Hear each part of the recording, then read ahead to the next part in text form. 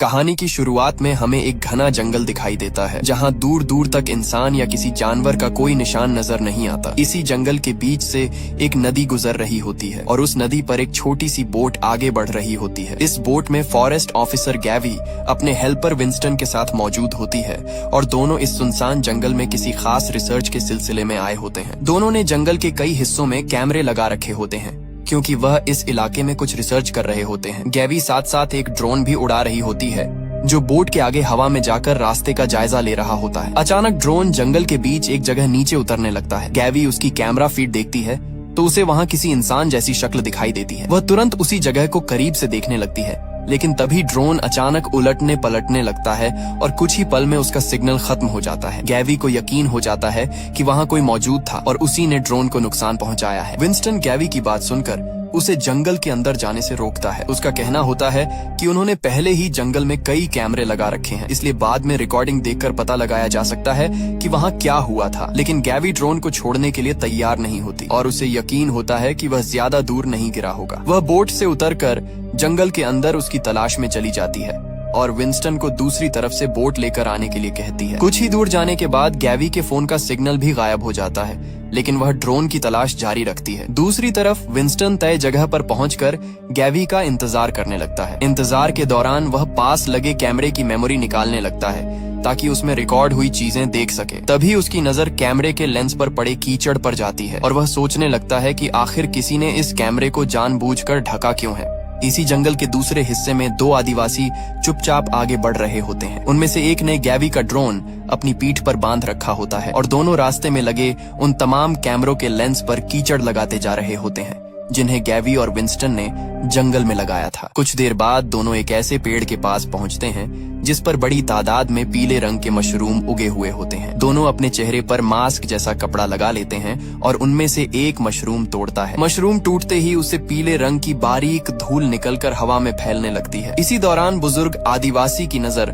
पास पड़े एक plastic cover पर पड़ती है जिसे वह उठाकर अपने पास रख लेता है। वहाँ से निकलने से पहले दोनों जमीन पर एक ट्रैप भी तैयार करते हैं और फिर जंगल के अंदर आगे बढ़ जाते हैं। उधर गैवी अब रास्ता पूरी तरह खो चुकी होती है और वॉकी टॉकी पर बार बार विंस्टन को पुकार रही होती है, लेकिन विंस्टन अपना वॉकी टॉकी बोट में ही छोड़ चुका होता है। गैवी आगे बढ़ते हुए अचानक देखती है कि पास की झाड़ियों में कुछ हिल रहा है। वह रुककर उसी तरफ देखने लगती है और अब उसे विंस्टन की चेतावनी सही लगने लगती है। वह अपने फोन को देखते हुए आगे बढ़ती है, तभी उसका पैर अचानक जमीन के नीचे छिपे ट्रैप पर पड़ जाता है। अगले ही पल लकड़ी का नुकीला हिस्सा उसके पैर में घुस जाता है और दर्द से उसकी हालत खराब हो जाती है। गैवी इतनी तकलीफ में होती है कि ठीक से चीख भी नहीं पाती और बस विंस्टन का नाम लेती रहती है। कुछ देर बाद वह किसी तरह उस लकड़ी को पैर से निकाल देती है और दर्द की वजह से उसकी चीख जंगल में गूंज उठती है।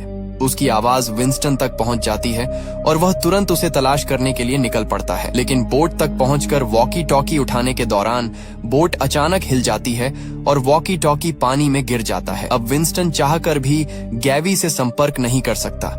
धीरे धीरे जंगल में अंधेरा उतरने लगता है और घायल पैर की वजह से गैवी के लिए चलना मुश्किल हो जाता है। तभी उसे पेड़ों पर फैले वही पीले मशरूम नजर आते हैं जिनसे पीली धूल निकल रही होती है। दूसरी तरफ विंस्टन जंगल के अंदर दौड़ता हुआ गैवी को खोज रहा होता है, लेकिन अचानक उसे महसूस होता है कि कोई चीज उसके आसपास मौजूद है।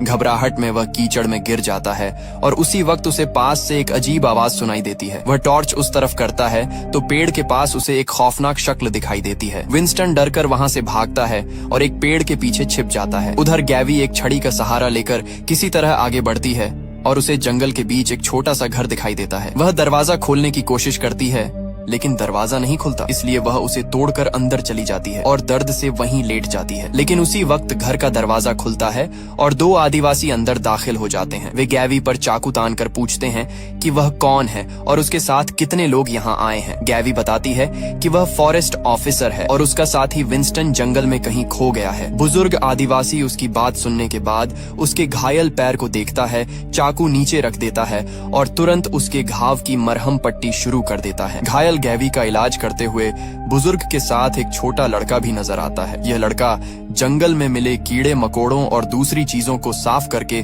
खाना तैयार कर रहा होता है। गैवी उससे उसका नाम पूछती है तो वह सिर्फ इतना बताता है कि उसका नाम ब्रैंडन है और इसके बाद खामोश हो जाता है। गैवी जब उसके साथ मौजूद दूसरे लड़के के बारे में पूछती है तो बुजुर्ग बताता है कि उसका नाम स्टीफन है और वह बोल नहीं सकता।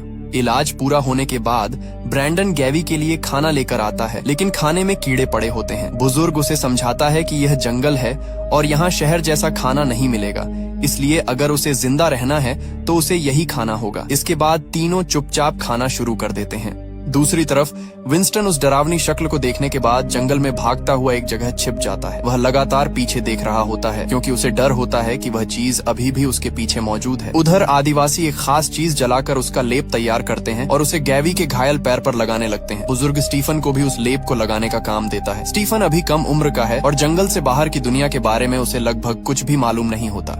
जब वह गैवी के पैर पर लेप लगाता है तो उसके घाव को गौर से देखने लगता है। इसी दौरान गैवी को अचानक एक अजीब मंजर दिखाई देता है जिसमें उसके पूरे शरीर पर छोटे छोटे मशरूम उग आते हैं।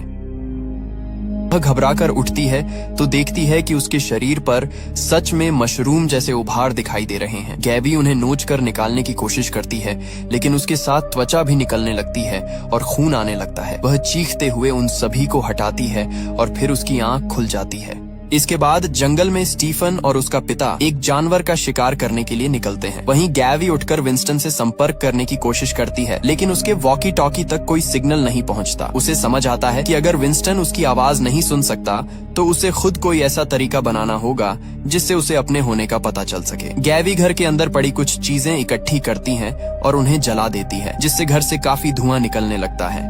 दूसरी तरफ स्टीफन और बुजुर्ग एक हिरण का शिकार कर चुके होते हैं। वे उसके शरीर से खाना निकालते हैं और उसका खून एक पेड़ पर चढ़ाते हैं। उनकी इस हरकत से साफ होता है कि यह सिर्फ शिकार नहीं बल्कि उनके लिए किसी रस्म का हिस्सा है। इसी दौरान स्टीफन की नजर दूर अपने घर से उठते धुएं पर पड़ती है।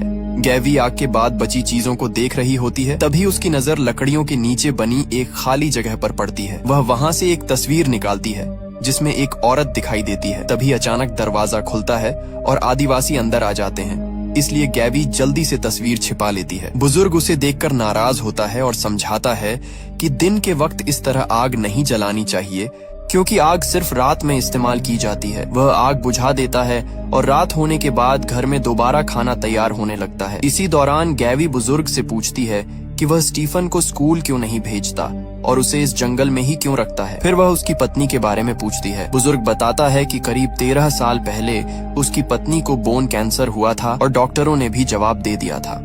उसकी आखिरी इच्छा थी कि वह कुछ वक्त इस तरह के शांत जंगल में बिताए, इसलिए दोनों यहाँ आए थे। बुजुर्ग इस जंगल के पेड़ों पर रिसर्च भी करता रहा और पत्नी की मौत के बाद वह स्टीफन के साथ यहीं रहने लगा। गैवी फिर उससे पूछती है कि पत्नी की मौत के बाद वह वापस शहर क्यों नहीं गया। बुजुर्ग जवाब देता है कि उसने इसी जंगल में भगवान को देखा है। ये सुनकर गैवी हैरान रह जाती है, लेकिन उसकी हैरानी तब और बढ़ जाती है जब वह अपने घायल पैर को देखती है। कुछ समय पहले जिस पैर पर गहरा जख्म था वह अब लगभग पूरी तरह भर चुका होता है और घाव का कोई निशान तक नहीं बचा होता। इसी दौरान स्टीफन गैवी के लिए लकड़ी से कुछ बनाकर देता है और उसका खास ख्याल रखता है। गैवी को धीरे धीरे उसके साथ रहने में आसानी होने लगती है, लेकिन फिर भी उसे इस जंगल में बंद होने जैसा महसूस होता है। दूसरी तरफ विंस्टन की हालत लगातार खराब होती जा रही होती है। उसके चेहरे पर अब मशरूम पूरी तरह फैल चुके होते हैं और उसके शरीर की जड़ें भी आगे बढ़ रही होती हैं। वह दर्द में बैठा रहता है और हिलने तक की हालत में नहीं होता। रात के वक्त गैवी गहरी नींद में सो रही होती है, तभी उसके शरीर की तरफ एक जड़ धीरे धीरे बढ़ती हुई आती है। बुजुर्ग की नजर समय रहते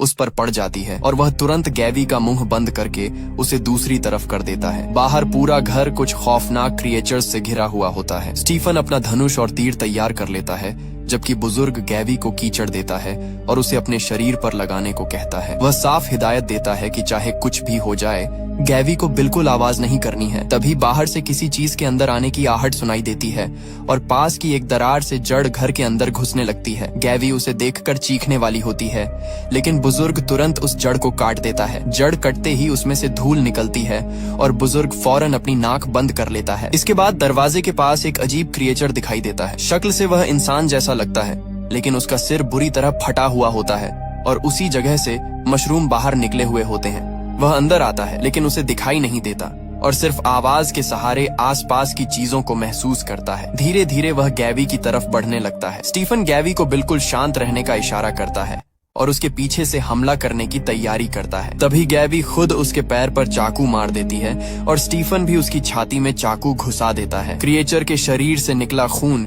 गैवी के सिर पर गिर जाता है। बाप और बेटा मिलकर उसे पीछे हटने पर मजबूर कर देते हैं और आखिरकार वह वहां से निकल जाता है। उसके जाने के बाद दोनों दरवाजा बंद कर देते हैं। स्टीफन तुरंत गैवी के कपड़े बदलवा कर उसके ऊपर चादर डाल देता है और उसके चेहरे से उस क्रिएचर का खून साफ करने लगता है ताकि उस खून की वजह से उसे कोई संक्रमण न हो जाए।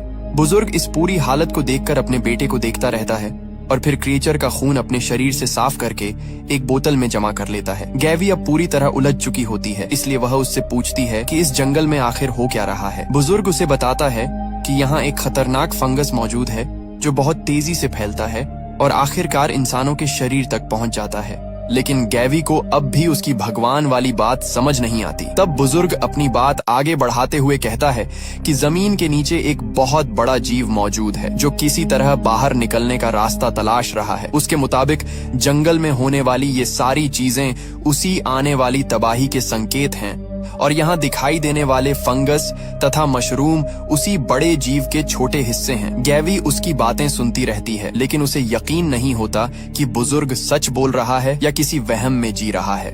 रात में सभी सो जाते हैं और गैवी को फिर अजीब ख्वाब आने लगते हैं। उसे महसूस होता है कि उसके शरीर के अंदर भी वही जड़ें फैल रही हैं। अचानक उसकी आंख खुलती है तो स्टीफन उसके पास बैठा हुआ दिखाई देता है। वह गैवी के लिए खाना लाता है और उसके करीब आने की कोशिश करता है, लेकिन गैवी उसे अभी भी एक छोटे लड़के की तरह ही देखती है और उसी अंदाज में उससे मजाक करती है। इसके बाद गैवी उसे अपने मोबाइल की तस्वीरें दिखाती है। स्टीफन के लिए ये तस्वीरें किसी दूसरी दुनिया जैसी होती हैं, क्योंकि उसने जंगल के बाहर की जिंदगी कभी देखी ही नहीं। एक तस्वीर में गैवी एक कार के पास खड़ी होती है और स्टीफन उसे देखकर कार को ही किसी खौफनाक जीव जैसा समझ लेता है। तभी बुजुर्ग अंदर आ जाता है और अपने बेटे को फोन देखते हुए देखकर गुस्से में आ जाता है। वह फोन गैवी के हाथ से लेता है और जमीन पर पटक देता है। इसके बाद वह गैवी को डांटते हुए कहता है कि उसने अपने बेटे को बहुत अलग तरीके से पाला है और वह नहीं चाहता कि गैवी उसे बाहर की दुनिया की चीजें दिखाए। आखिर में वह स्टीफन को भी अपने साथ बाहर चलने के लिए कहता है। अगले दिन बुजुर्ग स्टीफन को जंगल के अंदर एक खास जगह पर ले जाता है। स्टीफन एक तरफ चुपचाप बैठ जाता है और बुजुर्ग एक पेड़ के पास जाकर अपनी रस्म शुरू करता है। रस्म पूरी करने के बाद वह उस बोतल में रखा क्रिएचर का खून पेड़ के एक बड़े छेद के अंदर डाल देता है। खून अंदर जाते ही पेड़ के भीतर से एक नया मशरूम उग आता है। बुजुर्ग उस मशरूम को तोड़कर खाता है और फिर उसका हिस्सा स्टीफन को भी देता है। इसी दौरान गैवी घर में अपने टूटे हुए फोन के टुकड़े जमा कर रही होती है। तभी उसकी नजर बुजुर्ग की डायरी पर पड़ती है। वह डायरी खोलकर पढ़ने लगती है और उसे एहसास होता है कि बुजुर्ग बाहर की दुनिया से बेहद नफरत करता है और उसने इसी जंगल को अपनी पूरी दुनिया मान लिया है। तभी उसे पता चलता है कि स्टीफन और उसका पिता पीछे खड़े हैं और उसे डायरी पढ़ते देख रहे हैं। गैवी अपने हाथ की तरफ देखती है तो वहाँ फंगस उगता हुआ नजर आता है। वह उसे निकालने की कोशिश करती है, लेकिन स्टीफन घबराकर उसके पास आता है और उसके हाथ को चाटने लगता है। बुजुर्ग यह देखकर अपने बेटे की हरकत को अलग नजर से देखता है। फिर वह गैवी से कहता है कि वह यहाँ काफी वक्त रह चुकी है और अब उसे जंगल छोड़ देना चाहिए। वह खुद उसे सुरक्षित जगह तक छोड़ने की बात करता है, जबकि स्टीफन गैवी से अलग होने के लिए तैयार नहीं होता। गैवी जाने के लिए तैयार हो जाती है, लेकिन वह बुजुर्ग से कहती है कि स्टीफन को भी उसके साथ भेज दे। उसका कहना होता है कि वह स्टीफन को पढ़ाएगी, लिखाएगी और उसे जंगल से बाहर की दुनिया समझाएगी। बुजुर्ग साफ मना कर देता है और कहता है कि स्टीफन की जिंदगी के लिए जितनी चीजें जरूरी हैं, वह सब वह इसी जंगल में सीख चुका है। इसके बाद वह गैवी को घर से बाहर लेकर चल पड़ता है, जबकि स्टीफन वहीं रह जाता है। जंगल में आगे बढ़ते हुए गैवी के मन में लगातार सवाल उठ रहे होते हैं। वह बुजुर्ग से पूछती है कि वह 13 साल से इसी जंगल में रह रहा है। यहाँ के लोग एक एक करके फंगस से संक्रमित हो रहे हैं और अब वह खुद भी संक्रमित हो चुकी है। फिर उसके शरीर पर इसका कोई असर क्यों नहीं होता? गैवी को यकीन होता है कि बुजुर्ग उससे कुछ छिपा रहा है, लेकिन वह किसी सवाल का जवाब नहीं देता और बस उसे चुपचाप अपने साथ चलने को कहता है। चलते चलते उन्हें जमीन पर विंस्टन की टॉर्च पड़ी हुई मिलती है। गैवी उसे देखते ही रुक जाती है और आसपास ध्यान से देखने लगती है। पास में वही कैमरा भी पड़ा होता है जिसकी मेमोरी विंस्टन ने पहले बदली थी। गैवी तुरंत कैमरे से मेमोरी कार्ड निकाल लेती है और समझ जाती है कि विंस्टन शायद इसी इलाके में मौजूद है। वह उसे तलाशने के लिए आगे बढ़ती है, लेकिन बुजुर्ग पीछे से उसे रोकता है और कहता है कि उस तरफ नहीं जाना चाहिए क्योंकि वहाँ वे सभी मौजूद हैं। गैवी फिर भी आगे बढ़ती है, और कुछ दूरी पर उसे विंस्टन जमीन पर पड़ा हुआ दिखाई देता है। उसका पूरा शरीर फंगस और मशरूम से ढक चुका होता है। विंस्टन गैवी को देखकर उसे अपनी जान लेने की गुहार लगाता है और कहता है कि वह इस दर्द को और सहन नहीं कर सकता। गैवी उसे बचाने का भरोसा देती है और कहती है कि अब वह उसके पास आ चुकी है, इसलिए किसी भी तरह उसे यहाँ से बाहर ले जाएगी। विंस्टन लगातार मौत की मांग करता रहता है। तभी बुजुर्ग अपना तीर निकालकर उसके मुंह के पास रख देता है। विंस्टन भी उसे रोकता नहीं और खुद ही जल्दी खत्म करने के लिए कहता है। बुजुर्ग तीर को आगे बढ़ाने ही वाला होता है कि जंगल के अंदर से कुछ भयानक आवाजें आने लगती हैं। बुजुर्ग गैवी से कहता है कि अब यहाँ रुकना ठीक नहीं और दोनों को वापस चलना होगा। अंधेरा होने से पहले वे किसी तरह घर लौट आते हैं। रात में गैवी लेटी हुई होती है, तभी उसे अपने पैर के ऊपर खुजली महसूस होती है। वह कपड़ा हटाकर देखती है तो वहाँ भी मशरूम उग चुके होते हैं। गैवी घबराकर बुजुर्ग से कहती है कि उसे पता है उसके पास इसका इलाज जरूर होगा और वह उसे बचा सकता है। बुजुर्ग उसकी तरफ देखता है लेकिन कोई जवाब दिए बिना गुस्से में घर से बाहर चला जाता है। गैवी स्टीफन से पूछती है कि उसका पिता इस वक्त कहाँ जा रहा है। स्टीफन बताता है कि वह अपनी माँ के सामने पूजा करने जा रहा है। ये सुनकर गैवी चौंक जाती है और पूछती है कि क्या उसकी माँ अभी जिंदा है। स्टीफन साफ कहता है कि उसकी माँ जिंदा है। दूसरी तरफ बुजुर्ग एक पेड़ के पास पहुंचता है और वहां मांस का एक टुकड़ा भेंट के तौर पर रखकर अपनी रस्म शुरू कर देता है। इसके बाद वह पेड़ के अंदर बने छेद की तरफ देखता है। पहले हर बार उसकी भेंट के बाद पेड़ के भीतर से मशरूम निकलता था, लेकिन इस बार वहाँ कुछ भी नहीं उगता। ये देखकर बुजुर्ग परेशान हो जाता है और गुस्से में चीखने लगता है। उसके आसपास का माहौल भी अचानक लाल होने लगता है। उधर घर के अंदर गैवी और स्टीफन साथ बैठे बातें कर रहे होते हैं। गैवी उसे समझाती है कि अगर वह उसके साथ शहर चले तो वह उसका बहुत ख्याल रखेगी। स्टीफन जवाब देता है कि उसके पिता ने उसे बताया है कि शहर के लोग खतरनाक होते हैं और बहुत जल्दी मर जाते हैं। वह अपने पिता को छोड़कर जाने से इनकार कर देता है। तभी बुजुर्ग दोनों को साथ देख लेता है और फिर स्टीफन को अपने साथ चलने के लिए कहता है। बुजुर्ग स्टीफन को उसी पेड़ के पास लेकर जाता है और वहाँ फिर पूजा करके भेंट चढ़ाता है। पेड़ से निकले मशरूम को वह खुद खाता है और एक मशरूम स्टीफन को भी देता है, लेकिन इस बार स्टीफन उसे खाने के बजाय अपने पास रख लेता है। बुजुर्ग उसकी इस हरकत को देखकर हैरान होता है। स्टीफन तुरंत वहाँ से भागकर घर पहुँचता है और अपने पिता के लौटने से पहले वही मशरूम गैवी के मुंह में डाल देता है। वह उसे जल्दी से खाने के लिए कहता है क्योंकि उसे डर होता है कि पिता के आने से पहले यह काम हो जाना चाहिए। गैवी मजबूरी में मशरूम खा लेती है और कुछ ही देर में उसके पैर पर उगा फंगस गायब होने लगता है। उसका घाव भी ठीक होने लगता है। गैवी तुरंत समझ जाती है कि इसी मशरूम में उसके संक्रमण को रोकने की ताकत है। तभी बुजुर्ग घर वापस आता है और गैवी की हालत देखकर समझ जाता है कि स्टीफन ने उससे कुछ छिपा कर किया है। इसके बाद गैवी और स्टीफन एक दूसरे के और करीब आने लगते हैं। स्टीफन उसे तीर चलाना सिखाता है और दोनों जंगल में साथ घूमने लगते हैं। गैवी और स्टीफन जंगल में घूमते हुए एक बहुत बड़े पेड़ के पास पहुंचते हैं। पेड़ की मोटी जड़ों को देखकर गैवी को अजीब एहसास होता है क्योंकि उनका आकार इंसानी शरीर जैसा लग रहा होता है। स्टीफन उसे बताता है कि यही उसकी माँ है। गैवी ये सुनकर बिल्कुल चौंक जाती है। वह पेड़ की जड़ों को गौर से देखती है तो उनमें स्टीफन की माँ की अंगूठी दिखाई देती है और उसके पुराने कपड़े भी जड़ों के बीच लिपटे हुए होते हैं। अब गैवी को समझ आता है कि स्टीफन की माँ भी इस फंगस से संक्रमित हुई थी और वक्त के साथ उसका शरीर इसी पेड़ का हिस्सा बन चुका है। इसी पेड़ पर उगने वाले मशरूम खाकर बुजुर्ग इतने सालों से खुद को मजबूत और सेहतमंद रखे हुए था। ये सब देखने के बाद गैवी और स्टीफन वापस घर लौट आते हैं।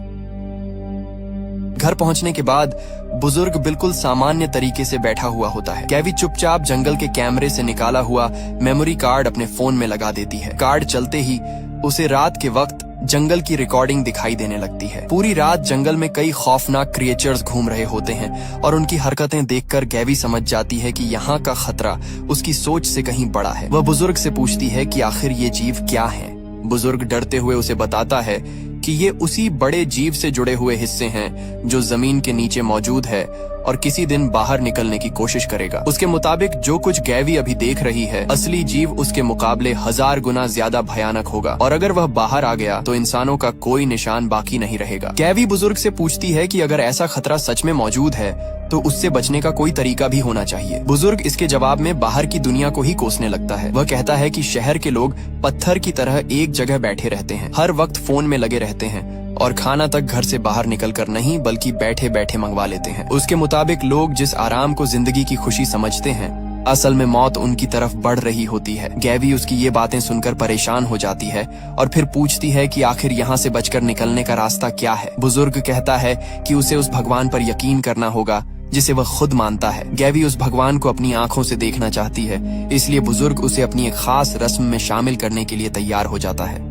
रात में बुजुर्ग गैवी के चेहरे पर अलग अलग रंग लगाता है और फिर एक पाइप की मदद से उसके अंदर कोई पाउडर फूंकता है। इसके असर से गैवी को अजीब मंजर दिखाई देने लगते हैं और उसे महसूस होता है जैसे वह किसी दूसरी दुनिया में पहुंच चुकी हो। चारों तरफ अलग अलग तरह के फंगस दिखाई देते हैं और फिर गैवी खुद को एक बहुत बड़े पेड़ के सामने खड़ा देखती है। वह पेड़ को छूती है तो उसके सामने कई और अजीब विजुअल आने लगते हैं जिनमें शरीर के अंदर फैलती चीजें और छोटे छोटे जीव दिखाई देते हैं। इन सब के बीच आखिर में उसे स्टीफन से जुड़ा एक डरावना मंजर दिखाई देता है जिसमें उसके मुंह में एक तीर घुसा हुआ होता है। गैवी इस मंजर को देखकर बुरी तरह घबरा जाती है और अचानक उसकी आंखें खुल जाती हैं। अब उसे यकीन हो जाता है कि स्टीफन की जान किसी बड़े खतरे में है। गैवी के जागते ही उसके सामने स्टीफन और बुजुर्ग मौजूद होते हैं। बुजुर्ग समझ जाता है कि गैवी ने ऐसी चीजें देख ली हैं जिन्हें उसे नहीं देखना चाहिए था। वह कहता है कि गैवी अब जरूरत से ज्यादा जान चुकी है और उसका यहाँ रुकना सही नहीं होगा। वह उसे अगले दिन जंगल से चले जाने का हुक्म देता है। उसी रात बुजुर्ग अपनी रोज की तरह पेड़ के पास पूजा करने निकल जाता है। गैवी इसी मौके पर स्टीफन को अपने साथ चलने के लिए मनाती है। स्टीफन पहले तैयार नहीं होता, लेकिन गैवी उसे भरोसा दिलाती है कि अगर वह उसके साथ बाहर आया तो वह हमेशा उसका साथ देगी। आखिरकार स्टीफन उसके साथ जाने के लिए राजी हो जाता है। दोनों घर से निकलने की तैयारी करते हैं, लेकिन तभी बुजुर्ग अपनी पूजा पूरी करके वापस लौट आता है और दोनों को साथ देखकर रुक जाता है। बुजुर्ग वापस आते ही स्टीफन से पूछता है कि वह गैवी के साथ कहाँ जाने की तैयारी कर रहा है। गैवी तुरंत उसके सामने चाकू लेकर खड़ी हो जाती है और साफ कहती है कि यहाँ कोई भगवान नहीं है, बल्कि उसे लगता है कि बुजुर्ग ने खुद अपने लिए ये सारी रस्में बना ली हैं और अब उसे बाहर की दुनिया से डर लगने लगा है। वह उसे समझाती है कि जिस तरह उसने खुद को इस जंगल में कैद कर लिया है, उसी तरह स्टीफन की जिंदगी भी बर्बाद कर रहा है। गैवी उससे कहती है कि स्टीफन को उसके साथ जाने दे, क्योंकि वह उसकी पढ़ाई कराएगी और उसे जंगल से बाहर की दुनिया दिखाएगी। बुजुर्ग इसके बाद अपने बेटे से ही पूछता है कि क्या वह सच में अपने पिता को छोड़कर जाना चाहता है। स्टीफन अपने पिता के साथ बिताई पूरी जिंदगी को देखते हुए गैवी के साथ जाने से इनकार कर देता है और कहता है कि वह अपने पिता को छोड़कर कहीं नहीं जाएगा। गैवी उसे पीछे से कई बार पुकारती है, लेकिन स्टीफन वापस नहीं आता और आखिरकार बाप बेटा एक तरफ चले जाते हैं।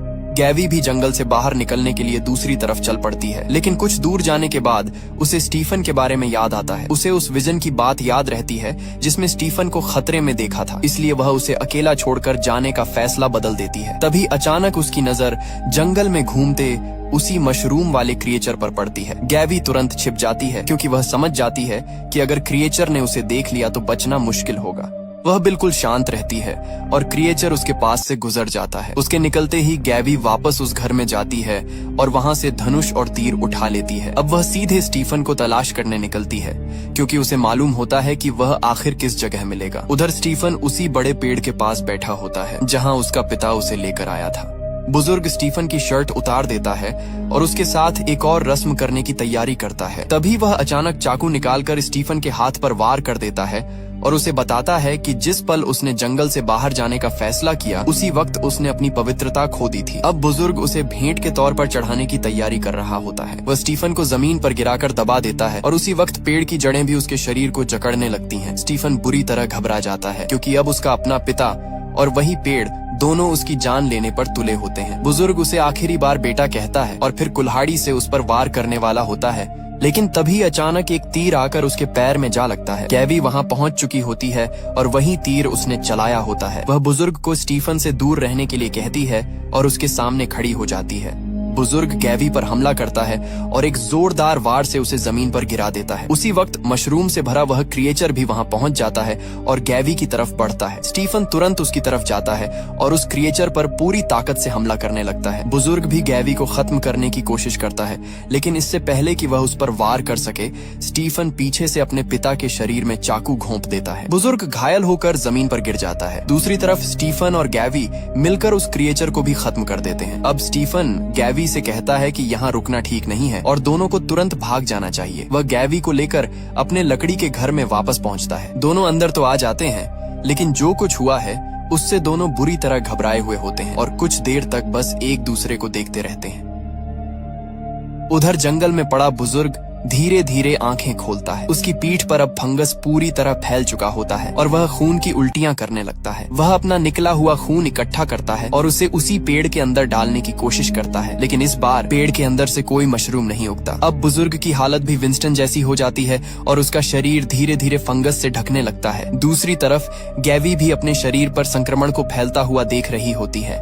उसे बुजुर्ग की लिखी हुई किताब मिलती है और उसमें दर्ज बातों से उसे पता चलता है कि इस फंगस का कोई स्थायी इलाज मौजूद नहीं है। इसे सिर्फ कुछ वक्त के लिए रोका जा सकता है। किताब में यह भी लिखा होता है कि जमीन के नीचे मौजूद वह जीव एक दिन जरूर बाहर आएगा और पूरी दुनिया को खत्म कर देगा। गैवी अब समझ जाती है कि इस हालत में वह जंगल से बाहर नहीं जा सकती, इसलिए वह यहीं रहने का फैसला करती है। स्टीफन लगातार उसका ख्याल रखता है और जितना हो सकता है उसे आराम देने की कोशिश करता है। वक्त गुजरता जाता है और गैवी के शरीर पर फंगस भी धीरे धीरे बढ़ता रहता है। आखिरकार वह इतनी ज्यादा संक्रमित हो जाती है कि उसे साफ एहसास हो जाता है कि अब उसकी हालत ठीक नहीं होने वाली। इसके बावजूद स्टीफन उसके पास रहता है और उसकी देखभाल करता रहता है। वह स्टीफन से खुद अपनी जान खत्म करने की गुजारिश करती है। वह उससे कहती है कि अब उस पर तरस करे और उसे इस तकलीफ से आजाद कर दे। स्टीफन उसके पास बैठा रहता है और उसे छोड़कर नहीं जाता। गैवी उसे समझाती है कि उसके लिए यहाँ अपनी पूरी जिंदगी गुजारना सही नहीं होगा। वह स्टीफन से कहती है कि उसकी जिंदगी अभी बहुत लंबी है और उसे जंगल के बाहर जाकर दुनिया देखनी चाहिए। उसके मुताबिक उसे अभी बहुत कुछ सीखना है और वह हमेशा इस जगह के अंदर बंद होकर नहीं रह सकता।